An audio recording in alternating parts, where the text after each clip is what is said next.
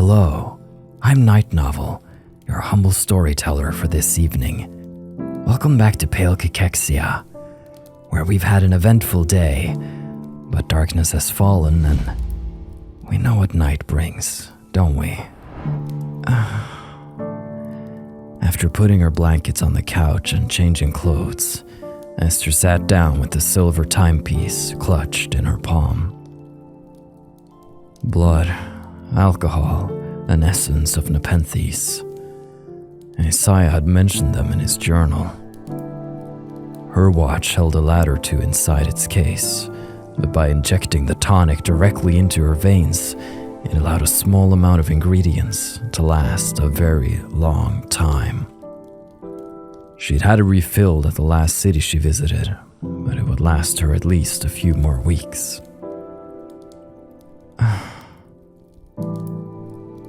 A few more weeks. No matter what, she would have to return home by then. Whether or not she found a cure, she couldn't stay here. That much was for certain. But someday, perhaps she could still come back. I hope so. With that bittersweet thought lingering in her mind, Esther took her injection in a daze, clicking the watch shut in her palm once it was finished. Getting to sleep, however, proved more difficult than she thought. Despite her tiredness, she kept tossing and turning on the sofa, unable to get particularly comfortable. An image kept drifting through her mind. Whenever she tried to focus and put a name to it, the thought disappeared. Well, I'm sure this night's gonna go swimmingly, don't you? As she struggled to cling to that elusive vision, exhaustion finally won out, pulling her down into a deep slumber. The last thing she could remember was a sudden, strange question that surfaced from her subconscious. What if everything is not as it seems? I know it's not, but I don't know how it's not. You feel me? Oh, I am mortified at... Okay. Isaiah time. Is this wall more like decrepit in the past? I don't remember it looking like this. Maybe I'm just misremembering. He was an idiot. A complete and utter fool. A true laughingstock of a man. What kind of insecure weakling would start questioning himself over something like this? It meant nothing. It didn't matter. He didn't really, truly care.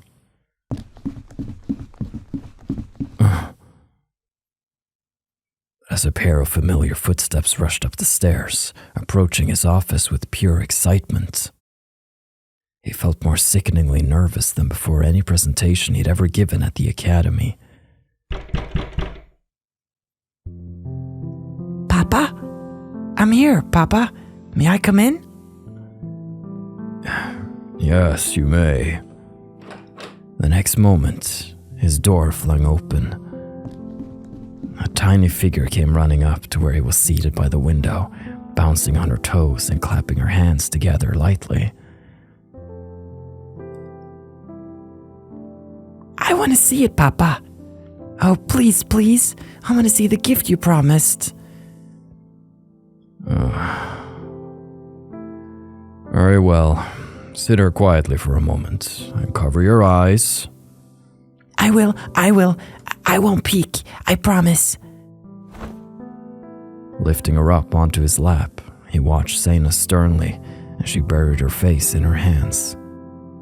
Her fingers were tightly squeezed together. She seemed to be holding true to her word.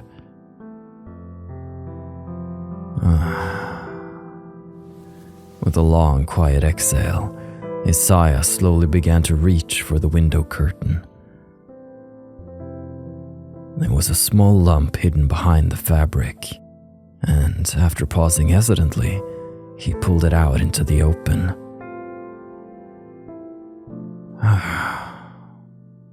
He'd been staring at this thing so much, it barely looked like anything to him now. The project first started months ago. He'd read several books, drawn up numerous diagrams, and of course, had gone through many failed attempts. His first iterations looked like the type of monstrosities to come shambling through one's nightmares. Later ones began to improve, but he still wasn't satisfied. Like with tailoring, his perfectionism forced him to work and work until his skills were, at the very least, consistently average instead of laughably amateur. And now, here was the peak of his unimpressive results, staring back at him with its beady eyes. Did you make her a doll, or like a teddy bear? Did you make a plushie? His hand began to shake slightly. Oh my gosh, the fact that this man cares so much what this little girl is going to think of his creation, oh, that warms my heart. She might hate it. You'd have to watch as her happy face fell in disappointment before she tried to put on a smile to make him happy. That wouldn't hide how ugly she thought it was.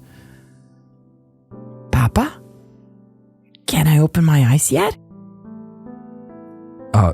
Yes. Wait. No, not yet. Hold on a moment. Keep your eyes very, very tightly closed, but take your hands off your face. Like this? Yes. Now, hold out your hands. Okay, here they are.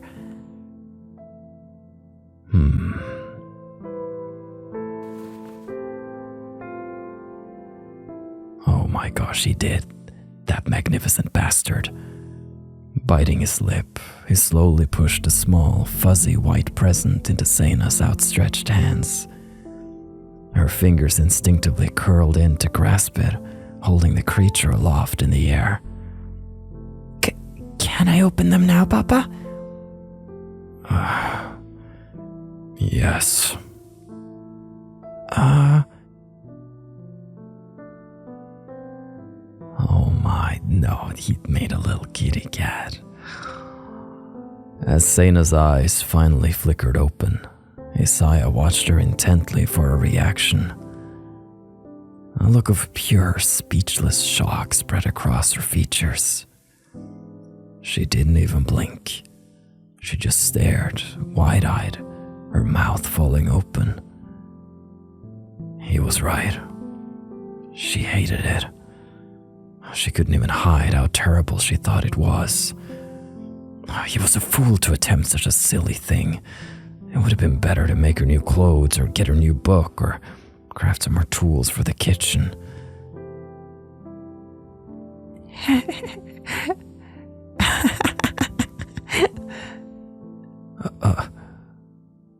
A kitty. My own kitty. And she's so pretty and so soft. I love her, Papa. I love her so much. Tears overflowed onto her cheeks. She giggled delightedly in between little sobs, as if the emotion was too strong for her mind to work out how she felt.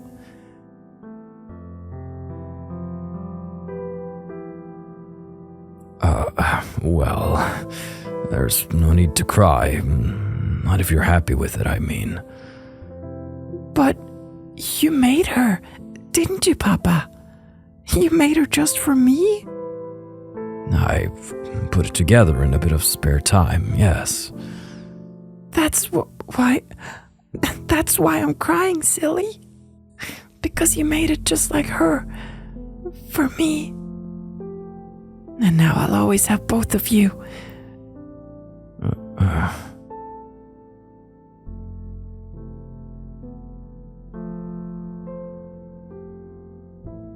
Turning his head away slightly, Isaiah swallowed down the irksome lump forming in the back of his throat. He certainly didn't see the need to make such a fuss over it. Still, it relieved him that she recognized what the toy was supposed to be, at least. Recently, they'd spotted a few small forest cats around the manor, although the little creatures never dared to come very close. Seina always gazed at them longingly, her eyes sparkling at the sight of their fluffy fur and tails. Whenever Isaiah offered to bring back a pet from the city, she always refused. It's too cruel. Animals should always be free. He tried to explain that he would still be quite free and probably live a better life than as a city stray, but Seina didn't seem to be having any of it. It frustrated him, especially since it was so thoroughly obvious that she longed to hold one of those forest cats. So he done his best to replicate her favorite of them all, the tiny white creature that peered at them from behind the trees while they worked in the garden. Dad of the Year award goes to Isaiah. Hang it up on the wall. Cover this thing up, man. It's not a good look. Cradling the cat in her arms, Seina curled up against his chest, still sniffling. She almost never cried, which is why Isaiah felt completely at a loss for how to respond.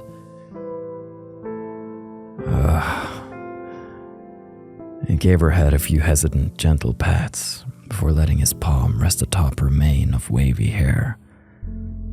The tears would stop by themselves. Eventually. Probably. Happy birthday, Seina. Shall we go make your favorite breakfast? Yes. Yes, please. Wiping her eyes with one sleeve, she tilted her head up to nod at him with another sniffle. Very well then. And do your best not to get any berry juice on the cat. A stain like that will come out for centuries. No, I won't get any on her. I'll keep her safe. You'll see. I know you will. Oh my gosh, this is... Isaiah rose to his feet, holding his small daughter in one arm without much effort. She kept the cat snuggled against her chest as he carried both of them towards the door, marching purposefully towards the kitchen. So he hadn't disappointed her after all. For some reason, that made him feel the happiest he'd been in a long, long time. How funny that he should be so contented over something so trivial and mundane, so insignificant compared to his research discoveries. What a strange, soft old man he was becoming these days. But it couldn't be helped. I'm so glad he's turning more human. Oh, that was a nice little scene.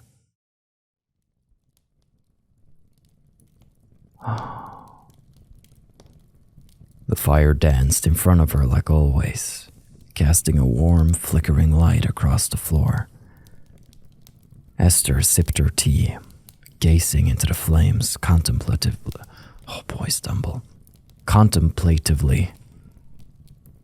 How long had she been here now exactly? It felt like years somehow. Perhaps it was because Seina had welcomed her so warmly, without any judgment or expectations. Seina understood her better than anyone else, even though they'd known each other only a short time. And she never needed anything from Esther, only her company and support.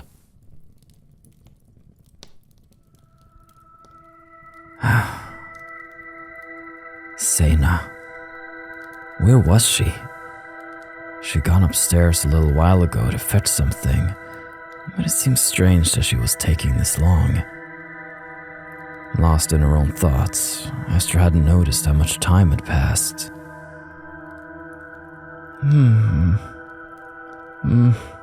Fidgeting in her seat, she shot a glance towards the stairwell. It was foolish to get so worried like this. Seina had just gotten distracted by something upstairs. But it couldn't hurt to go check on her, could it? Once she'd made sure that Seina was perfectly fine, Esther could slink back down to wait again. That was all she needed to do. Okay, why did this turn sinister so suddenly?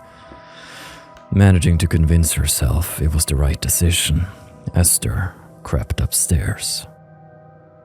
A strange feeling of guilt came over her, as if she were doing something terrible by doubting her friend, even though it didn't make any rational sense. But that guilt only grew more intense as she approached Seina's bedroom, drawn to the flicker of light from beneath the door. I really can't stand this anymore. I wish you were here, Papa. You could handle things a lot better than I can. Sitting on the edge of the bed, Seina heaved a huge sigh, her gaze wistfully trained up towards the ceiling. Confused, Esther stepped closer, peering through the cracked door at her. She's just so difficult. All the time. She doesn't know how to cook or clean, and I'm running out of stored food with all these meals for two. And she never speaks. How can I deal with someone who's so boring? Wait a minute, no, Esther's having some sort of twisted vision. Like that's, no, what? Okay, whew, easy, okay.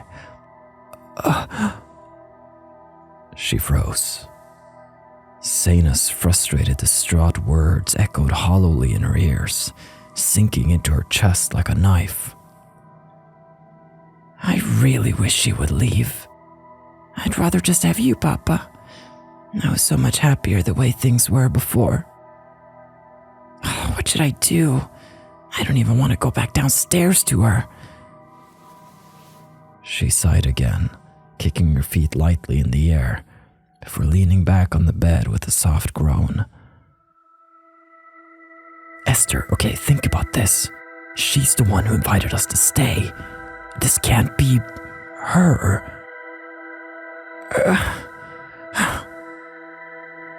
Esther stared at her for a moment longer, completely stunned.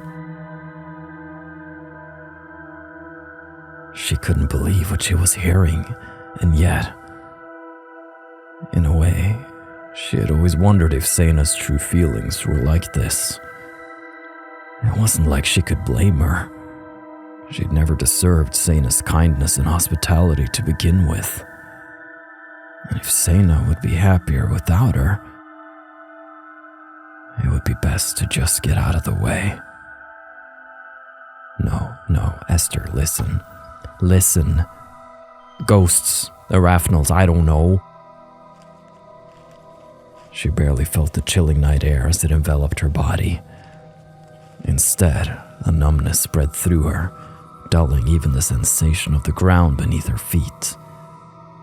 It took a moment to even realize that she started moving, her legs carrying her somewhere of their own accord. It didn't really matter, as long as she was leaving that place forever. A place she never should have entered to begin with. Aimless and without any focused thought, Esther wandered across the dark clearing. On the surface, she seemed to be in a hypnotic trance. But the truth was slightly different. Letting go of any responsibility, any sense of self-preservation or fear, she allowed her body to stumble wherever it wished. She was rewarded with a pleasant, weightless feeling, freed from all her thoughts and anxiety. A ghostly trance, devoid of any purpose, only following the invisible current that carried her along. In that moment, Esther realized that she had become truly, completely, hopelessly powerless. As she welcomed the relief of her burden with a grateful sigh. I swear if this takes us to the cemetery, I'm gonna flip this table. After several minutes, or hours perhaps, a small sea of gray headstones greeted Esther from the dark. As she drifted past them, she felt none of the uneasiness that had gripped her before. Instead, it almost seemed like she was returning home, to somewhere she belonged, back into the embrace of familiar friends. They beckoned her forward, drawing her in closer and closer, leading her towards the soul structure that rose among the trees.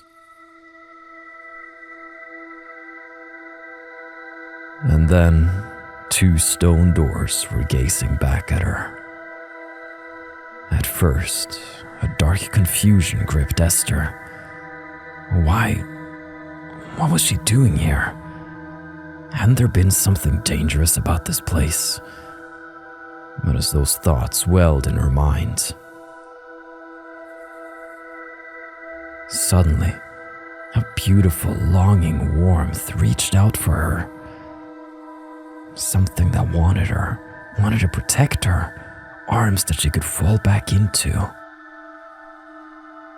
All she had to do was follow them.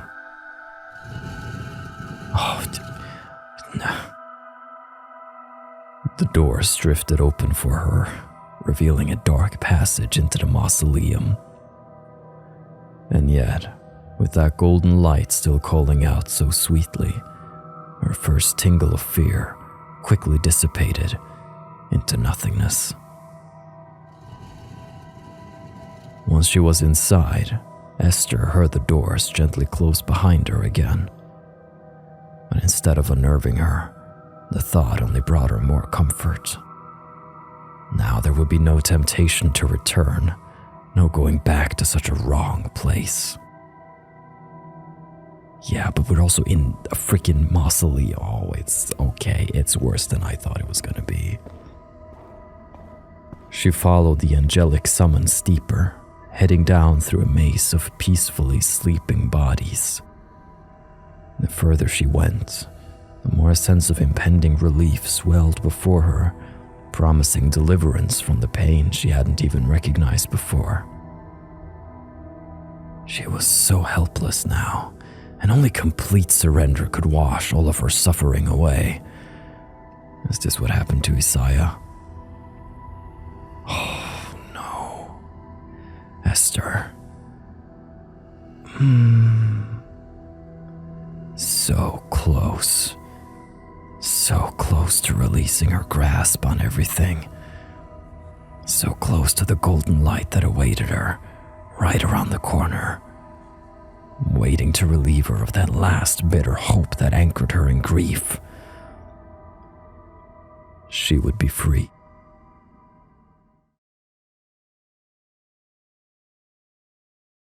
She would be free. Esther! Esther! Esther! Please, wake up! Esther!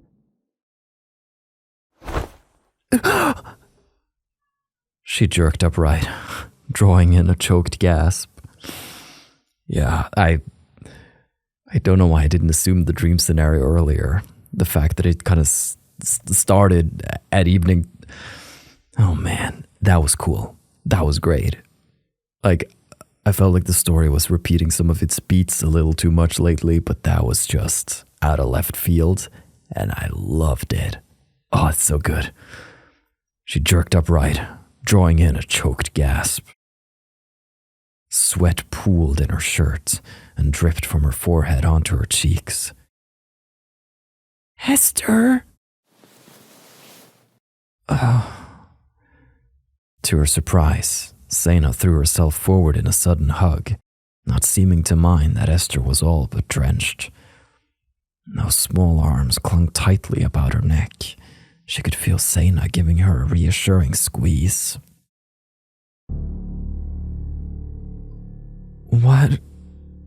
What happened?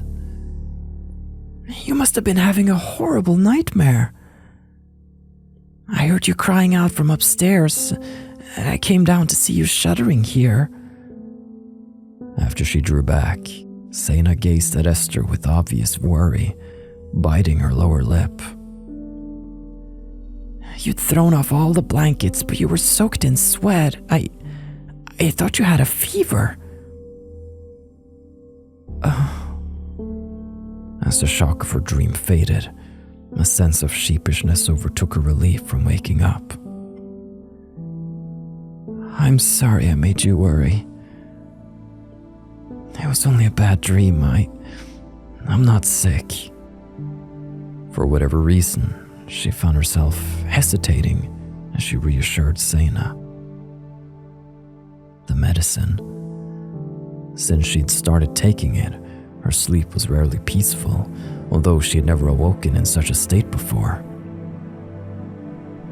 Esther, do you want to sleep upstairs with me? What?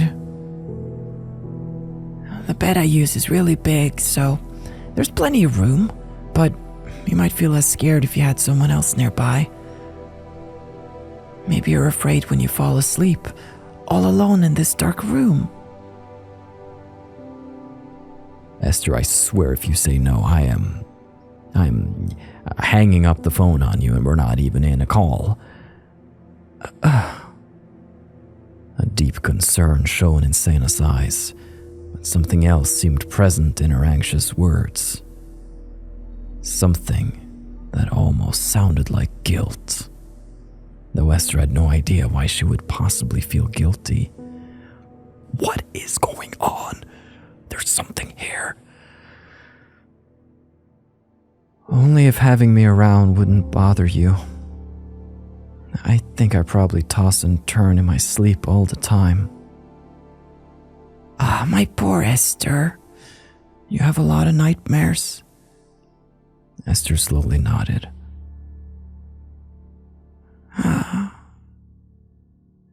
Well, you don't need to worry about me. I'm a really heavy sleeper. I only heard you because I woke up to drink some water. Come, let's go upstairs. I'll get you another of Papa's shirts. I shouldn't stay in that one. It's so damp.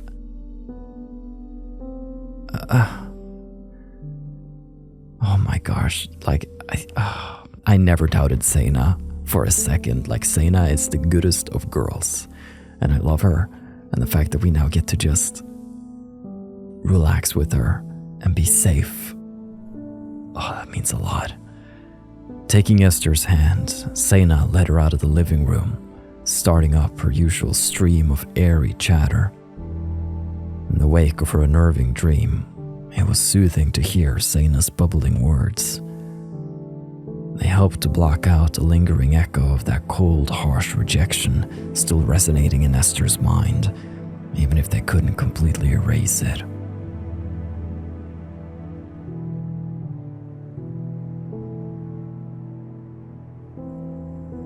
After they reached the bedroom, Seina gave her another of Isaiah's black shirts and left to go fold the sofa's blankets while Esther changed.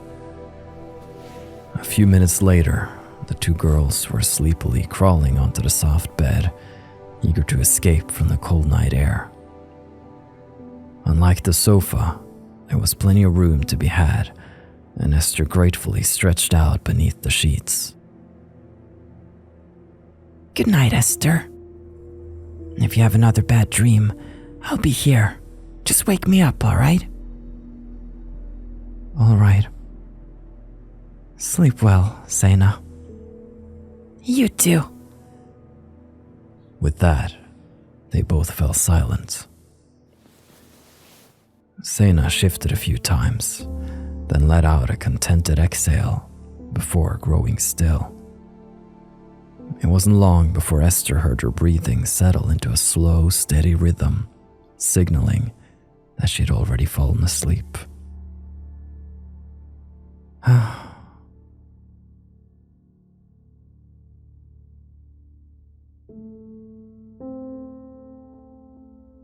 Rolling over onto her back, Esther exhaled a grim, quiet sigh. Certainly this bed was far cozier than the couch, thanks to both the comfortable mattress and Seina's reassuring presence nearby. But despite Esther's deep tiredness, her mind refused to let her sleep again so easily. She lay awake in silence, staring into space with her eyes half open, repeating the vivid events of her dream. Seina. The memory of her words haunted Esther. As foolish as it was, she couldn't help but wonder if her nightmare mirrored reality. Perhaps there was some semblance of truth, even if the real Seina would never be so blunt about her feelings. She might resent Esther, but not admit it to herself consciously. Maybe she secretly hoped Esther would leave and was just too embarrassed to tell her directly. Because of how kind Seina was, it was impossible to know if she was just masking her unhappiness for Esther's sake. What confused her most, though, was the mausoleum. Why had she been drawn to it like that? In the real world, the place unnerved her. She didn't even want to get close to it. But in the dream, it had called out to her so beautifully, promising freedom from a pain she didn't even realize she had. Something else puzzled her too. Seina said she'd cried out in her sleep, but Esther couldn't remember any sharp fear in the dream. There'd been nothing that frightened or attacked her, which made it odd that she'd awoken in a cold sweat. If anything, the last part of her dream was almost pleasant. Perhaps she really had suffered a brief fever, an unknown side effect of the medicine. Or else her subconscious was hiding something from her waking self.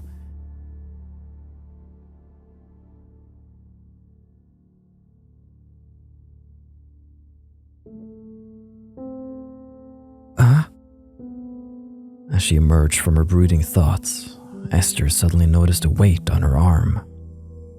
Startled, she glanced downward, her eyes swiftly widening at what she saw. That.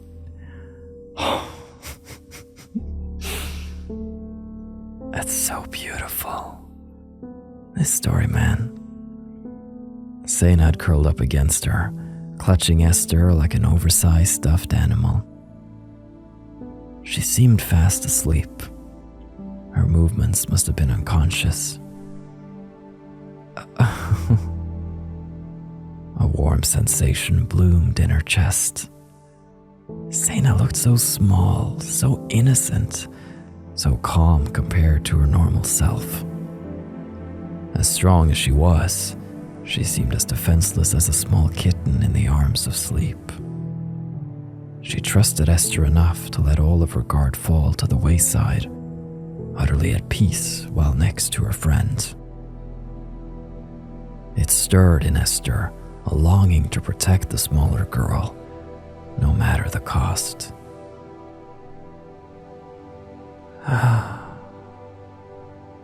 Closing her eyes, she felt her body finally begin to relax, lulled back to sleep by Seina's comforting presence. Her arm was bent at a slightly uncomfortable angle, but she didn't dare move, not while Seina was sleeping so soundly.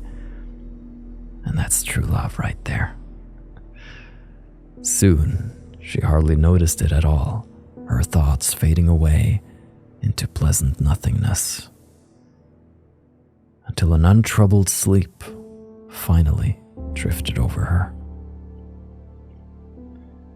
Well, you deserve it. You deserve it, girl.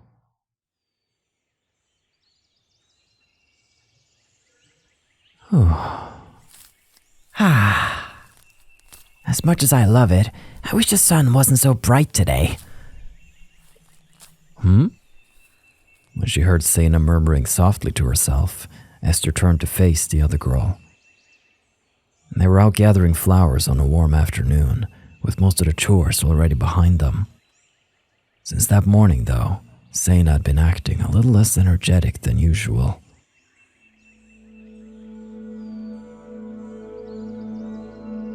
Are you all right, Seina? You're not ill, are you?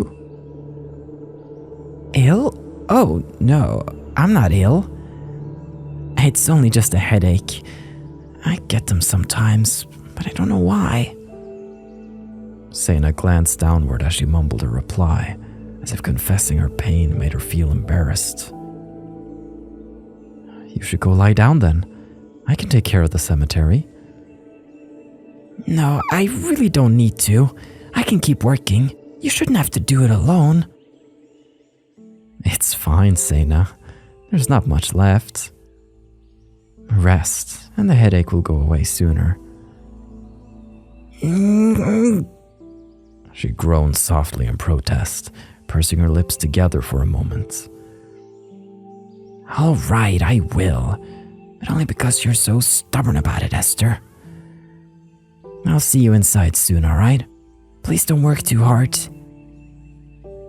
That's slightly hypocritical advice coming from you, isn't it? Esther, did I punch you in your sleep or something? You're ruthless today. I have to be ruthless to make you take care of yourself. Well, that's not something I ever expected to hear.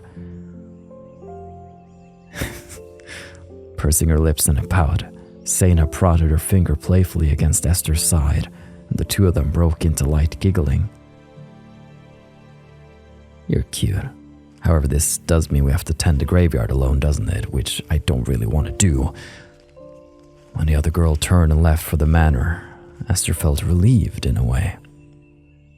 Recently, Seina had been looking after her so much, it almost made her uncomfortable. She jumped at any opportunity she had to even slightly repay the favor, though it never seemed like enough. Anything to keep that dream from becoming reality, she thought grimly. Okay, what's today's plan, huh? Clutching a basket of flowers in one hand and her broom in the other, Esther made her way along the path Seina had shown her.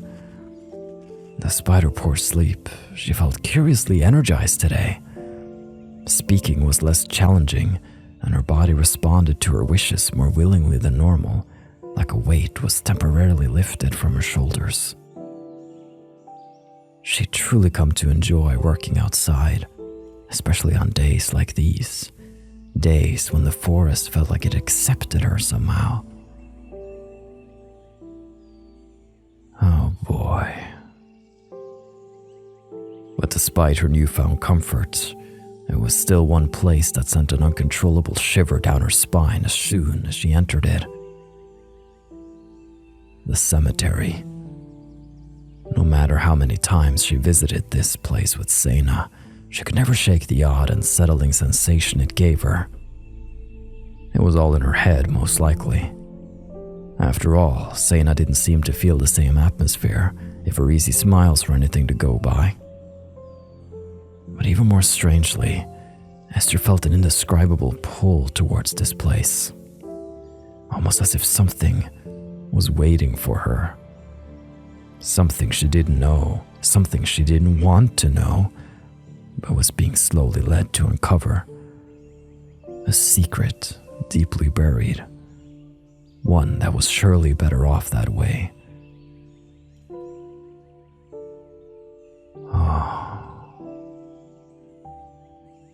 And with that, we're going to close the page on this evening's story because it's getting far too spooky and I need to sleep tonight. But of course, there is still more left to tell, so stay safe, take care of yourself, and please, return here whenever you wish. This is Night Novel, signing off.